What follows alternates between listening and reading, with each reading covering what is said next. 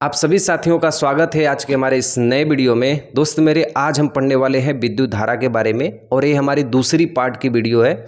पहले पार्ट की जो वीडियो थी ये तो पार्ट 2 है। पार्ट 1 में हमने सीखा था कि विद्युत आवेश क्या होते हैं और विद्युत धारा के बहुत सारे कंसेप्ट को हमने सीखा था।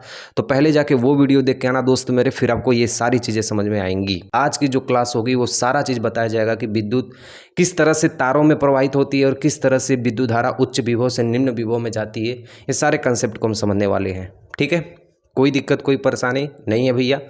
एक बार थम्स अप जरूर कर देना और आप लोग बता देना भैया कि हम लोग बहुत अच्छे हैं। ठीक है, ओके। चलिए, तो हमारा कंसेप्ट दोस्त मेरे आज का ये है कि विद्युत धारा किसे कहती हैं। ठीक है, विद्युत धारा किसे कहते हैं और विद्युत धारा होती क्या है। तो सबसे पहले ध्यान दीजिएगा भैया, जो विद्युत धारा होती है इसे कहते हैं flow of electron. Flow of electron, कोई भी पूछ दे भैया कि विद्युत धारा कहती है तो इसका मतलब होता है इलेक्ट्रॉन का बहना। किसी तार में इलेक्ट्रॉन का बहना ही विद्युत धारा कहलाती है। या इलेक्ट्रॉन एक प्रकार का क्या होता है भैया, आवेश होता है। ये जो इलेक्ट्रॉन है ये एक प्रकार का क्या है भैया, आवेश है। तो हम अपने किताबों में देखते हैं लिखा हुआ होता है आवेश प्रवाह की दर को विद्युत धारा कहते हैं, या किसी तार में इलेक्ट्रॉन का बहना ही विद्युत धारा कहलाती है। कोई दिक्कत कोई परेशानी नहीं है। मैं अपने पास में एक वायर लिया हूँ, ठीक है। इस तार में, इसी तार को हम लोग चालक कहते हैं। ठीक है, इसी तार को हम लोग कहते हैं चालक। तो चालक वे होते हैं जिसमें धारा आसानी से बह जाए। तो तार के अंदर एल्युमिनियम की तार होती है, कॉपर की तार होती है, लोहे की तार होती है, जिसमें धारा प्रवाहित हो जाती है और इसे हम क्या कहते हैं, चालक। ठीक है, यदि इसमें इलेक्ट्रॉन प्रवाहित हो जा रहा है तो उसे हम विद्युत धारा कहेंगे। तो हाँ भैया, सारे लोग बोल दो क्या कहते हैं भैया, flow of electron is called electricity. यानी किसी चालक तार में क्या कहेंगे भैया, किसी चालक तार में, सारे लोग बोलते रहना भैया, किसी चालक तार में इलेक्ट्रॉन का बहना ही, इलेक्ट्रॉन का बहना ही विद्युत धारा कहलाती है। विद्युत धारा कहलाती है। हाँ भैया, सारे लोग बोल दो एक बार फिर से, एक बार कि किसी तार में, किसी भी तार में या किसी भी चालक तार में इलेक्ट्रॉन का बहना है विद्युत धारा कहलाती है। या हम लोग जो परिभाषा पढ़ते हैं कि आवेश प्रवाह की दर को क्या कहते हैं भैया, आवेश प्रवाह की दर को विद्युत धारा कहते हैं। आवेश प्रवाह की दर, दर यानी कहा जाता है समय, दर मतलब क्या हो गया भैया, समय। आवेश प्रवाह की दर को विद्युत धारा कहते हैं, विद्युत धारा कहते हैं। ठीक है, विद्युत धारा कहते हैं। यानी कहने का मतलब है कि आवेश प्रवाह की दर को, आवेश प्रवाह की दर को, ध्यान से देखिएगा, आवेश है और ये दर है, आवेश है और ये दर है, दर यानी समय। तो आवेश प्रवाह की दर को, आवेश प्रवाह की दर को विद्युत धारा कहते हैं। और विद्युत धारा को भैया किससे प्रदर्शित करते हैं, सारे लोग बोल देना, ये तो सबको ही जानते हैं भैया, विद्युत धारा को आई से प्रदर्शित करते हैं। तो क्या लिख देंगे भैया, विद्युत धारा को आई से प्रदर्शित करते हैं। विद्युत धारा को आई से प्रदर्शित करते हैं। किससे प्रदर्शित करते हैं भैया, आई से प्रदर्शित करते हैं। ठीक है, इसका मात्रक कूलाम होता है। विद्युत धारा का मात्रक यदि आपसे कोई पूछ दे तो भैया क्या बोलेंगे, इसका मात्रक कूलाम होता है। विद्युत धारा का मात्रक क्या होता है भैया, इसका मात्रक कूलाम होता है। और यह कौन सी राशि भैया, यह एक अदिश राशि है, यह एक अदिश राशि है। अदिश मतलब इसका कोई दिशा है, धारा की कोई दिशा है नहीं है, यह एक अदिश राशि होती है। क्योंकि यह सदिश के बीजगणितीय नियम का पालन नहीं करती, इसलिए यह एक अदिश राशि है। अच्छा भी आपसे कोई पूछ दे कि विद्युत धारा की चाल क्या होती है, विद्युत धारा की चाल क्या होती है, तो सारे लोग बोल देना भैया, विद्युत धारा की चाल वही होती है जो प्रकाश की चाल होती है। कितना होती है भैया, सारे लोग बोल दो एक बार, 3 × 10⁸ मीटर प्रति सेकंड प्रकाश की चाल होती है, वही विद्युत धारा की चाल होती है। यही किसकी चाल होती है भैया, प्रकाश की चाल होती है। और यही चाल किसकी होती है भैया, विद्युत चुंबकीय तरंगे की भी यही चाल होती है। विद्युत चुंबकीय तरंगे की भी यही चाल होती है। ध्यान से रहे भैया, भूलेगा नहीं। सारे लोग बोल दे एक बार, हमको याद हो गया। कैसे याद होगा भैया, विद्युत धारा की जो चाल होती है वो 3 × 10⁸ मीटर प्रति सेकंड होती है। और यही चाल भैया प्रकाश की भी होती है और यही विद्युत चुंबकीय तरंगे की भी चाल होती है। कोई दिक्कत कोई परेशानी नहीं है। एक बात याद रखना दोस्त मेरे, जो भी विद्युत धारा होती है ये बंद परिपथ में चलती है। विद्युत धारा भैया सदैव कहाँ चलती है भैया, बंद परिपथ में चलती है। कहाँ चलती है भैया, बंद परिपथ में चलती है। ठीक है, बंद परिपथ में चलती है, यानी कभी भी धारा को हम खुले परिपथ में नहीं चला सकते। यानी कहने का मतलब दोस्त मेरे कि ये बल्ब है, ठीक है, ये बल्ब है और ये बल्ब क्या है, जल रहा है। तो इसके लिए हम क्या करते हैं भैया, ये सदैव बंद परिपथ में चलती है, यानी ये प्लस हो गया, ये माइनस हो गया। जो बड़ा वाला दिखाई देता है सिंबल उसे प्लस कहते हैं, जो छोटा वाला होता है उसे माइनस कहते हैं। और जैसे ही ये हमारे पास दोस्त मेरे तार हो गई, इस तार को जैसे ही, इसको मैं यहाँ पे लगा लेता हूँ, ठीक है, ध्यान से समझना दोस्त मेरे, इस तार को जैसे ही इसे हम सटाएंगे तो ये बल्ब क्या हो जाएगा, जल जाएगा, और जैसे ही छुड़ा लेंगे ये बल्ब क्या हो जाएगा, बंद हो जाएगा। तो कहने का मतलब है कि ये जो परिपथ है, ये जो पूरा परिपथ है, ये कैसा परिपथ है भैया, सारे लोग बोलो ये कैसा परिपथ है, पूरा बंद परिपथ है। कैसा परिपथ है भैया, बंद परिपथ है। तो बोल देना दोस्त मेरे कि वैद्युत धारा जो होती है वो सदैव बंद परिपथ में चलती है, ठीक है। और वैद्युत धारा की जो दिशा होती है, वैद्युत धारा की जो दिशा होती है वो कैसी होती है भैया, प्लस से माइनस की ओर। ध्यान से देखना, ये बल्ब जल रहा है और ये भैया क्या लगे हैं, यहाँ पे बैटरी लगी हुई है। क्या लगी हुई है भैया, बैटरी लगी हुई है। और बैटरी जो विद्युत धारा की दिशा होगी वो कहाँ से जाएगी भैया, प्लस से माइनस की ओर, प्लस से माइनस की ओर। लेकिन जो इलेक्ट्रॉन बहेंगे, जो इलेक्ट्रॉन का प्रवाह होगा वो माइनस से प्लस की ओर। तो यहाँ पे लिख देना दोस्त मेरे, जो धारा की दिशा है, जो यहाँ पे धारा की दिशा है वो प्लस से माइनस, और जो इलेक्ट्रॉन की दिशा है, जो इलेक्ट्रॉन प्रवाहित होता है भैया वो माइनस से प्लस की ओर। कहाँ से बढ़ता है भैया, माइनस से प्लस की ओर, ठीक है। एक चीज़ याद रखना दोस्त मेरे, यदि 1 एम्पीयर की धारा प्रवाहित हो रही है, धारा कैसे प्रवाहित हो रही है भैया, 1 एम्पीयर की धारा, यहाँ पे दोस्त मेरे यहाँ कूलाम नहीं होगा, ठीक है। विद्युत धारा का मात्रक होता है एम्पीयर। क्या होता है भैया, एम्पीयर होता है, ठीक है। यदि 1 एम्पीयर में धारा प्रवाहित हो रही है, तो यदि आपसे पूछ दिया जाए कि 1 एम्पीयर में कितने इलेक्ट्रॉन प्रवाहित होते हैं, तो 6.28 गुणे 10 की पावर -19 प्लस के 18 कूलाम, प्लस के 18 कूलाम आवेश प्रवाहित हो जाते हैं। हाँ भैया ध्यान से समझना, वैद्युत धारा किसे कहते हैं, धारा का मतलब होता है द फ्लो ऑफ इलेक्ट्रॉन। धारा का मतलब क्या होता है भैया, फ्लो ऑफ इलेक्ट्रॉन। यानी कहने का मतलब है दोस्त मेरे, आपको यदि नहीं समझ में आ रहा है तो आप इस तरह समझ सकते हैं। हम जब समझते थे तो हम ये समझते थे कि जैसे दूध की धारा हो गई तो उसमें दूध होना चाहिए, पानी की धारा हो गई तो उसमें पानी होना चाहिए, जल की धारा हो गई तो जल होना चाहिए, और तेल की धारा हो गई तो तेल होना चाहिए। उसी तरह वैद्युत की धारा में क्या होना चाहिए, इलेक्ट्रॉन होना चाहिए। तो जब भी वैद्युत धारा प्रवाहित होगी उसमें जब तक इलेक्ट्रॉन नहीं होगा तब तक वैद्युत धारा प्रवाहित नहीं होगी। यानी कहने का दोस्त मेरे ये है कि यदि ये तार है और इस तार में इलेक्ट्रॉन प्रवाहित होगा तो वैद्युत धारा होगी, और तार में इलेक्ट्रॉन प्रवाहित हो नहीं होगा तो वैद्युत धारा नहीं होगी। एक तार में प्रवाहित होगी तो धन, और एक में क्या होता है, ऋण। क्या होते हैं भैया, 2 तार होते हैं, इस तार में एक प्लस होता है एक माइनस होता है। प्लस वाले को फेज कहते हैं, माइनस वाले को न्यूट्रल कहते हैं, ठीक है। तो वैद्युत धारा किसे कहते हैं, किसी तार में इलेक्ट्रॉन का बहना, किसी तार में इलेक्ट्रॉन का बहना वैद्युत धारा कहलाती है।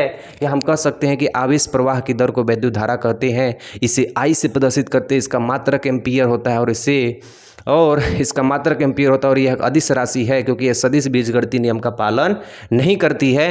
और उसके बाद हमने एक चीज लिखा था कि वैद्युत धारा सदैव बंद परिपथ में चलती है, क्योंकि ये कैसा परिपथ है भैया, बंद परिपथ है। और धारा की दिशा कैसे होती है, सारे लोग बोलना, धारा की दिशा प्लस से माइनस की ओर, धारा की दिशा प्लस से माइनस की ओर, और इलेक्ट्रॉन की दिशा माइनस से प्लस की ओर। कोई दिक्कत कोई परेशानी नहीं होगी, ठीक है। तो दोस्त मेरे सबसे पहले यहाँ तक आप इससे नोट कर लीजिए एक बार, ठीक है, ओके।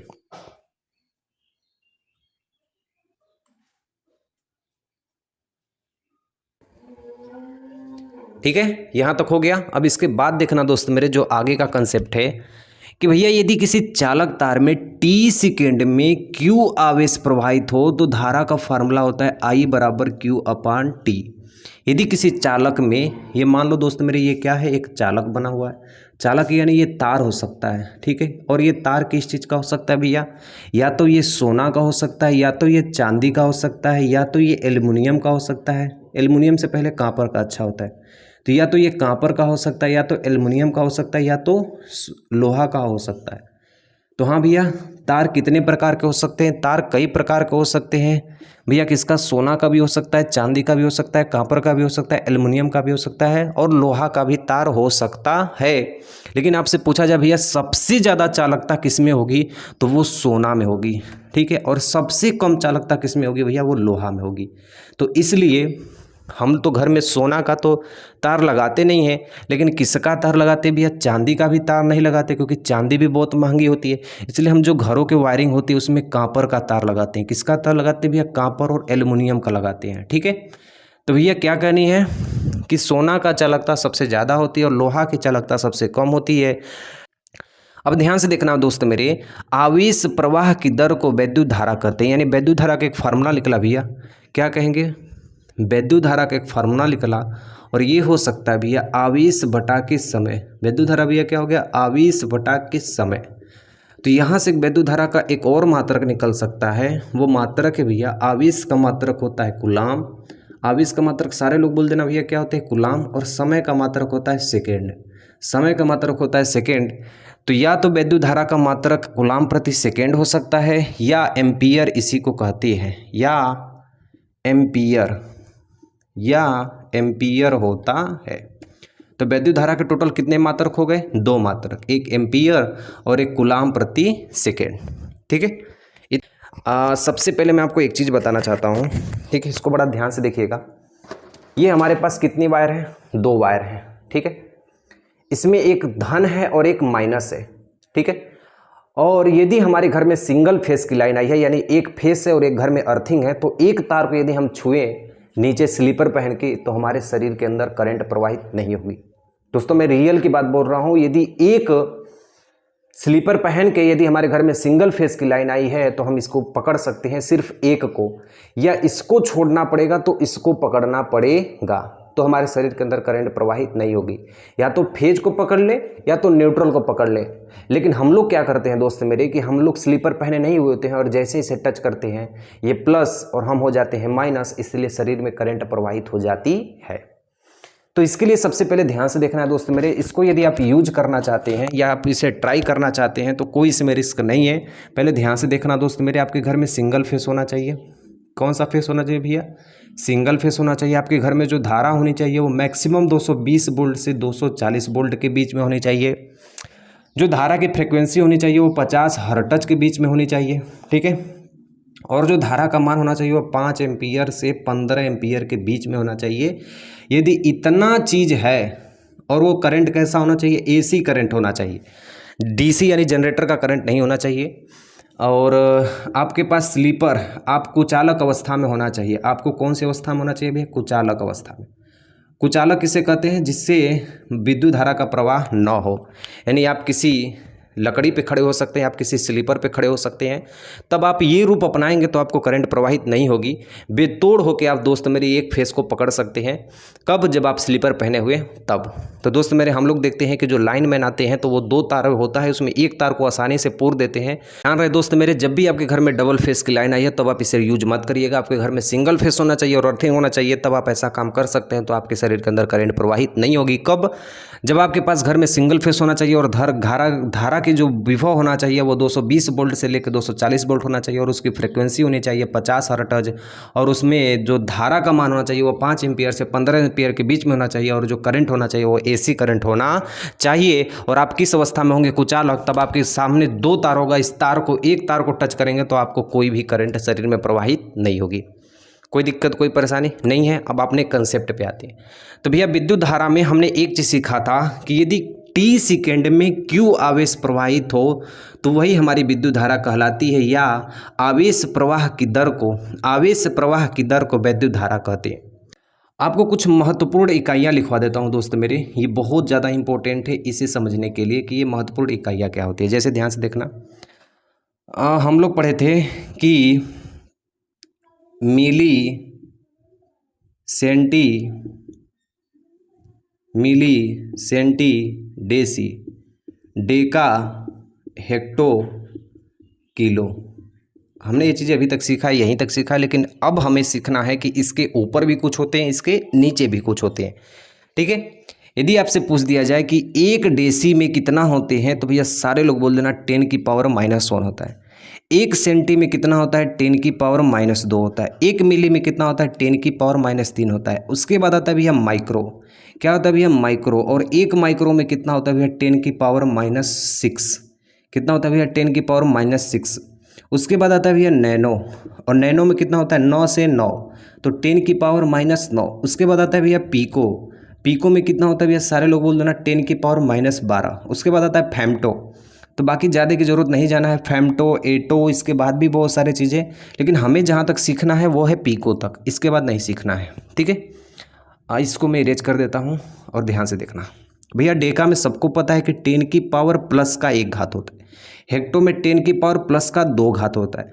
किलो में होता है 10 की पावर 3 घात होता है। ठीक है, इसके बाद हमें सीखना है भैया मेगा, और मेगा में कितना होता है भैया, 10 की पावर 6 घात होता है।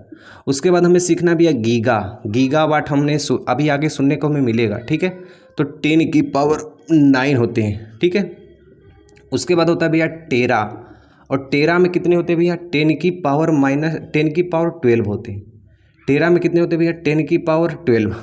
तो ध्यान से देखना दोस्त मेरे, milli centi deci, minus minus minus, ये बढ़ते जाएंगे इधर से, ये वाली वैल्यू बढ़ती जाएगी और ये वाली वैल्यू क्या हो जाएगी, जुड़ते जाएगी।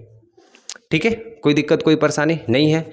यदि मैं आपसे पूछूं तो दोस्त मेरे, यहाँ से आपका सारा न्यूमेरिकल्स बन जाएगा, जो भी मान किसी भी न्यूमेरिकल से दिया जाएगा। यदि मैं आपसे पूछूं कि 1 मेगावाट बराबर क्या होगा, सारे लोग बोल देना भैया 1 मेगावाट बराबर 10 के घाते 6 वाट। क्या होगा भैया, 10 के घाते 6 वाट होगा। कोई दिक्कत कोई परेशानी। यदि मैं आपसे पूछ दूं कि 1 माइक्रो एम्पियर क्या होगा, 1 माइक्रो एम्पियर क्या होगा, तो भैया सारे लोग बोल देना माइक्रो का यानी 10 की पावर -6।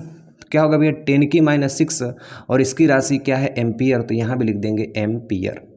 ठीक है, यदि मैं आपसे पूछ दूं भैया कि 1 किग्रा क्या होगा, 1 किलोग्राम क्या होगा, तो यहाँ पे कौन सी राशि में लगा दिया हूँ, ग्राम। तो 1 किलो में कितना होता है, 10 की पावर 3, यहाँ पे हम लिख सकते हैं 10 की पावर 3 ग्राम होता है। यहाँ से आप दोस्त मेरे कोई भी राशि ले सकते हैं। यदि मैं आपसे पूछ दूं कि 1 माइक्रोकुलाम, ठीक है, 1 माइक्रोकुलाम कितना होता है, 1 माइक्रोकुलाम में कितना होता है, तो सारे लोग बोल देना भैया माइक्रो यानी आपने बताया है 10 की पावर -6, तो यहाँ पे हो जाएगा 10 की पावर -6 कुलाम। तो मेरे कहने का मतलब दोस्त मेरे ये है कि यहाँ पे वाट होगा तो यहाँ पे भी राशि वाट कहलाएगी, यहाँ पे एम्पियर होगा तो ये भी एम्पियर कहलाएगी, यहाँ पे ग्राम होगा तो ये भी ग्राम कहलाएगी, ये भी कुलाम तो ये भी कुलाम कहलाएगा। और ये चीज़ें सबकी समान होती है, चाहे आपका मीटर में दिया हो, चाहे आपको ग्राम में निकालना हो, चाहे आपको सेंटीमीटर में निकालना हो, चाहे आपको एम्पियर, वाट, शक्ति, ऊर्जा, जो भी चीज़ें निकालनी है दोस्त मेरे, आप इससे निकाल सकते हैं। यानी कहने का मतलब ये दोस्त मेरे कि 1 मिली कुलाम देगा तो 10 की पावर -3 कुलाम, यदि माइक्रो कुलाम दिया तो 10 की पावर -6 कुलाम, यदि नैनो कुलाम दिया तो 10 की पावर -9 कुलाम हम लिख सकते हैं। कोई दिक्कत कोई परेशानी नहीं है भैया, बिल्कुल हमें यहाँ तक एकदम समझ में आ गया। ठीक है, क्लियर। अब हम इसके बाद पढ़ेंगे विद्युत विभव क्या होते हैं और विभवांतर क्या होते हैं, पहले इसको नोट कर लीजिए। ठीक है, अब इसके बाद दोस्त मेरे हम एक सवाल लगाएंगे और इस सवाल से हम सारा कंसेप्ट क्लियर कर देंगे दोस्त मेरे, कि इससे जो भी सवाल आएंगे वो सारे सवाल बन जाएंगी।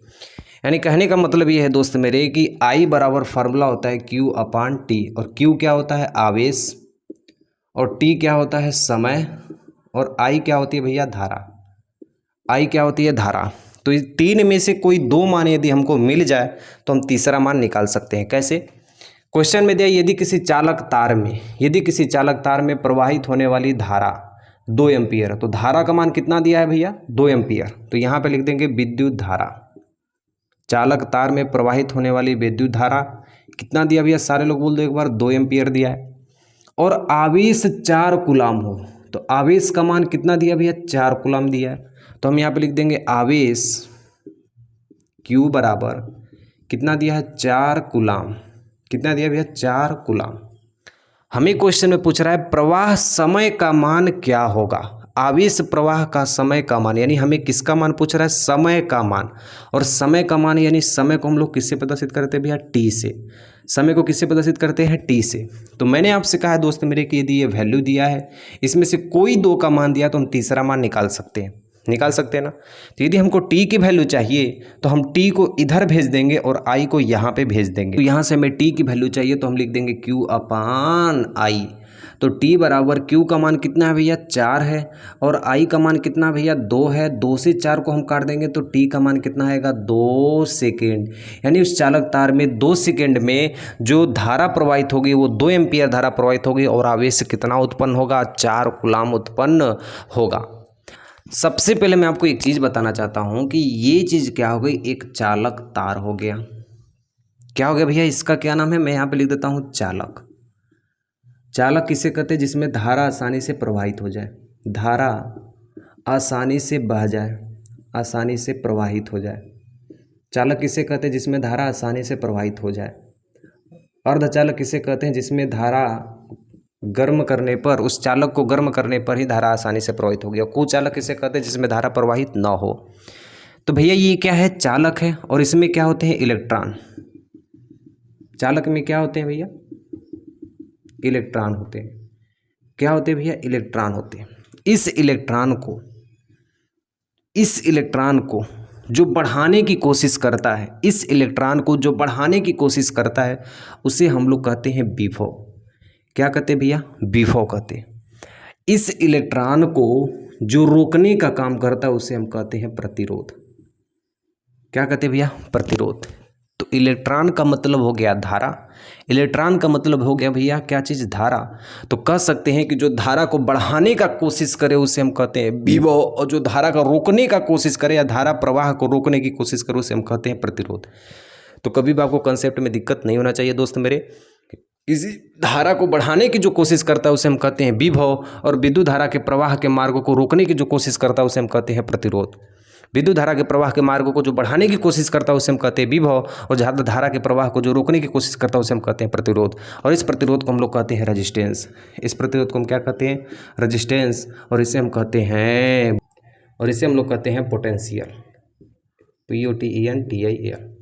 तो जो धारा के प्रवाह को बढ़ाने की कोशिश करे उसे हम कहते हैं विभव, और जो धारा के प्रवाह को रोकने की कोशिश करता है उसे हम कहते हैं प्रतिरोध। और प्रतिरोध को हम लोग R से और विभव को हम लोग V से प्रदर्शित करते हैं।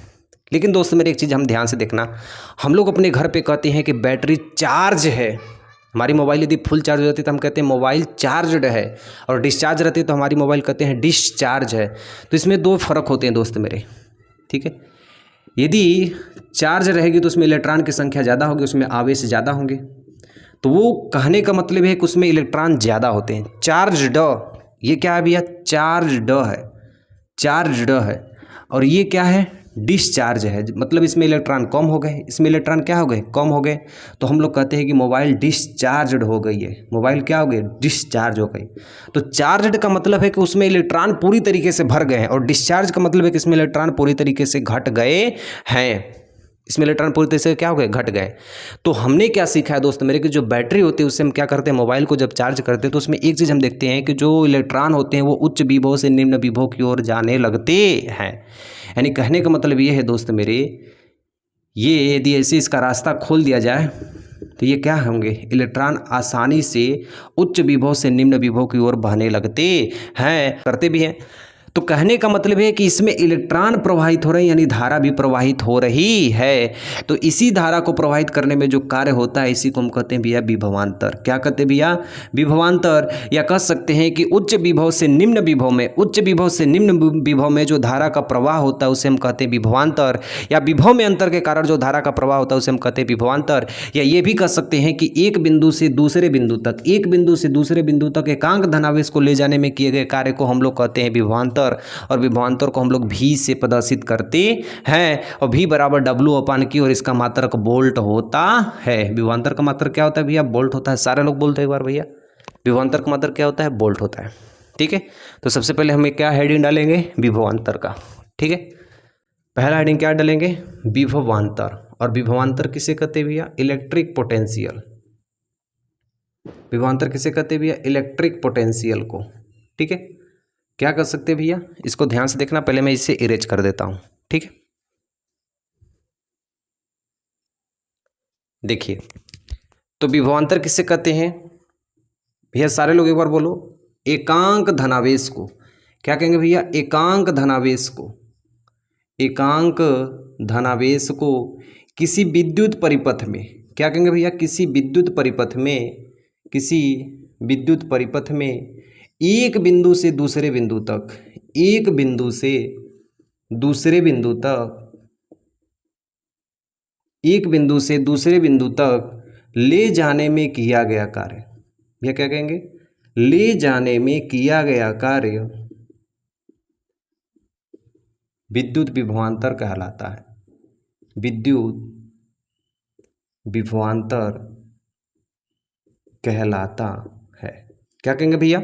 एकांक धनावेश को किसी विद्युत परिपथ में एक बिंदु से दूसरे बिंदु तक ले जाने में किए गए कार्य को विद्युत विभवांतर कहते हैं। विद्युत विभवांतर कहते हैं। यानी कहने का मतलब है दोस्त मेरे कि ये एक बिंदु हो गया, ये एक बिंदु होगा और यहाँ पे कोई धन आवेश है और इसको एक बिंदु से दूसरे बिंदु तक ले जा रहे हो, इसमें जो कार्य हो रहा है इसी को हम क्या कहते हैं? विभवांतर कहते हैं। यानी दोस्त मेरे ध्यान से समझना, ये क्या है? आवेश है और इसमें बहुत सारा इलेक्ट्रॉन पूरी तरीके से क्या है? भरे गए हैं। ठीक है, इसमें इलेक्ट्रॉन भरे गए हैं और इधर एक ऐसा हमने लिया है पदार्थ जिसमें कोई भी इलेक्ट्रॉन न हो। ठीक है, यदि इसका मार्ग खोल दिया जाए तो इलेक्ट्रॉन कहाँ से जाएंगे? उच्च विभव से निम्न विभव की ओर, उच्च विभव से निम्न विभव की ओर, उच्च विभव से निम्न विभव की ओर। और यहीं पे यदि हम इस बल्ब को जोड़ देते हैं तो ये बल्ब जलने लगता है। तो जब इलेक्ट्रॉन का प्रवाह होता है तो बल्ब क्या होती है? जलने लगती है। यानी कहने का मतलब है कि जो धारा की दिशा होती है वो कहाँ होती है? उच्च विभव से निम्न विभव की ओर होती है। तो विभव में जो अंतर होता है, यहाँ से यहाँ तक ले जाने में जो कार्य होगा इसी को हम लोग W से प्रदर्शित करते हैं। इस कार्य को W को हम क्या कहते हैं भैया? कार्य कहते हैं। और इस आवेश को जो स्थानांतरित करते हैं, क्योंकि यहाँ पे भैया क्या है? आवेश है और ई को हम लोग कहते हैं भैया आवेश, और इस आवेश को हम लोग यहाँ से यहाँ पे स्थानांतरित करेंगे और यही पूरे अंतर को कार्य विद्युत विभवांतर कहलाता है। इसे भी से प्रदर्शित करते हैं या कहीं कहीं डेल्टा भी से प्रदर्शित करते हैं। और भी बराबर भी W/Q होता है या भी बराबर W/Q होता है। और विभवांतर का जो मात्रक होता है भैया क्या कहेंगे? विभवांतर का जो मात्रक होता है, कार्य का मात्रक क्या होता है भैया? जूल, और आवेश का मात्रक क्या होता है? कूलाम। तो विभवांतर का मात्रक या विभव का मात्रक दोनों एक ही होता है, जूल प्रति कूलाम, या इसे वोल्ट कहते हैं। विभवांतर का कितने मात्रक हो गए भैया? 2 मात्रक हो गए, जूल प्रति कूलाम या वोल्ट। तो भैया साफ साफ करनी है भैया, विभवांतर किसे कहते हैं?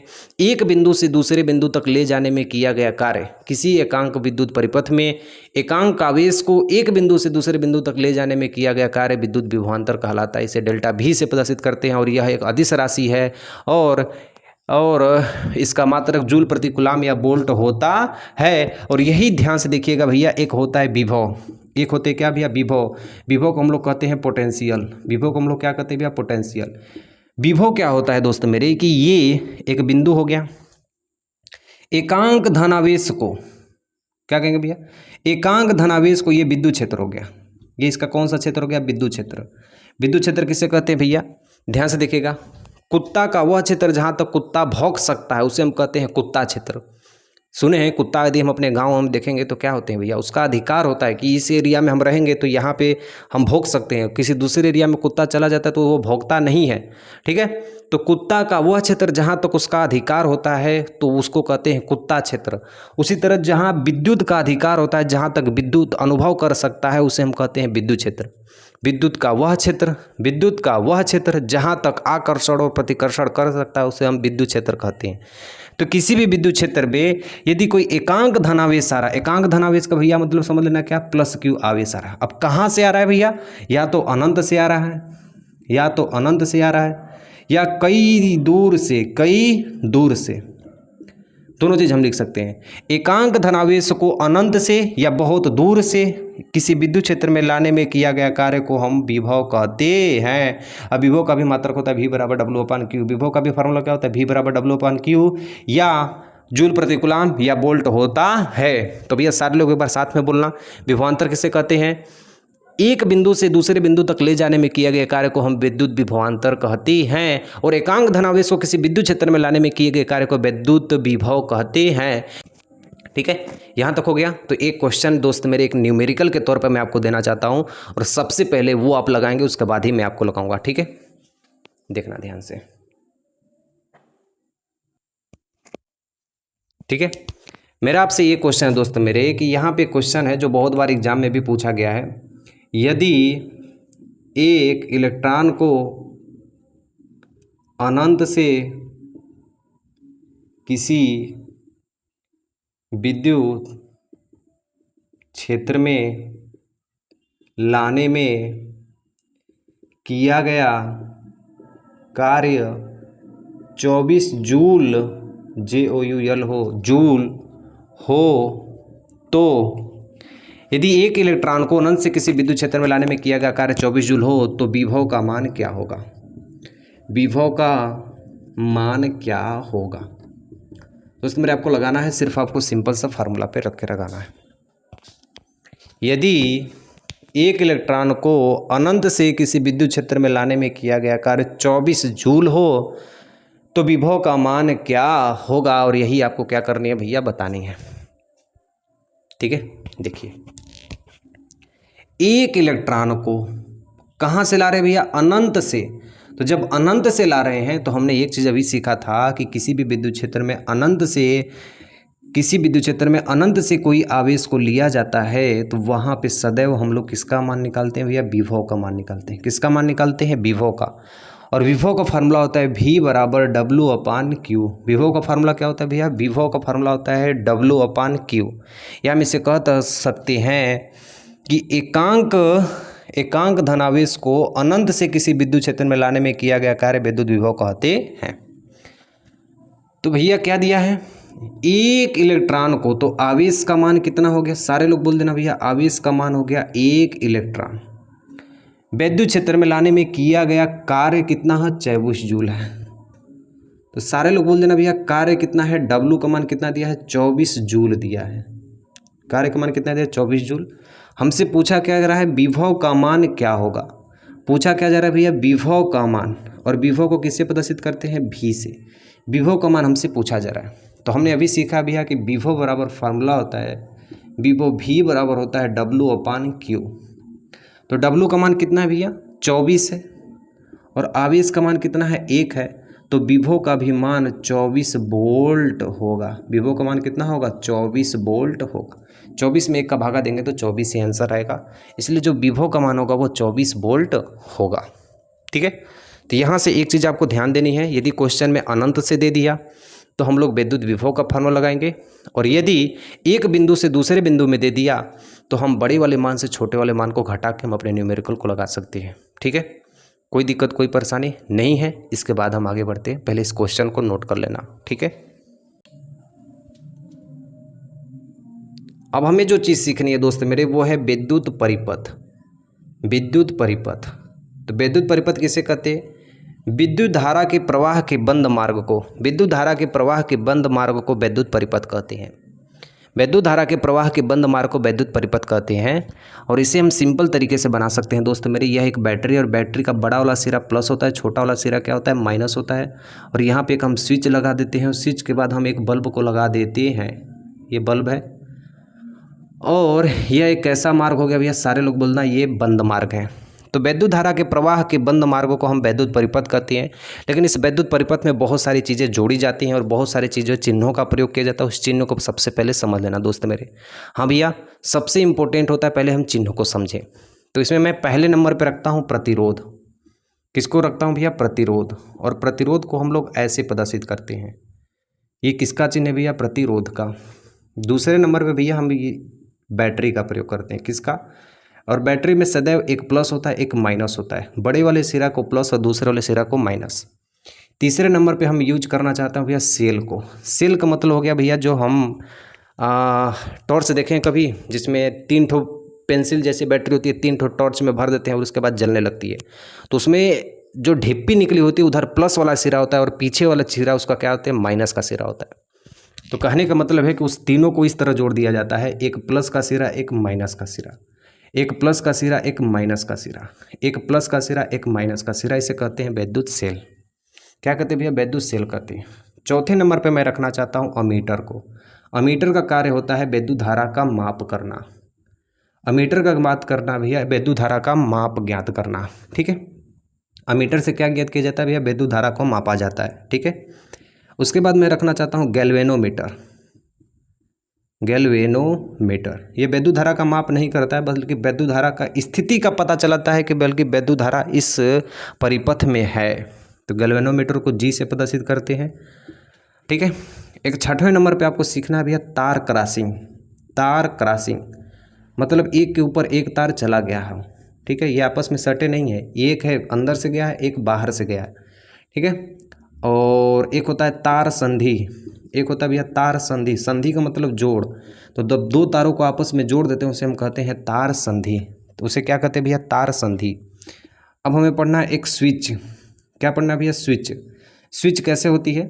जो हम लोग टिप टाप करते हैं बोर्ड पे जाके, तो वो क्या होते हैं?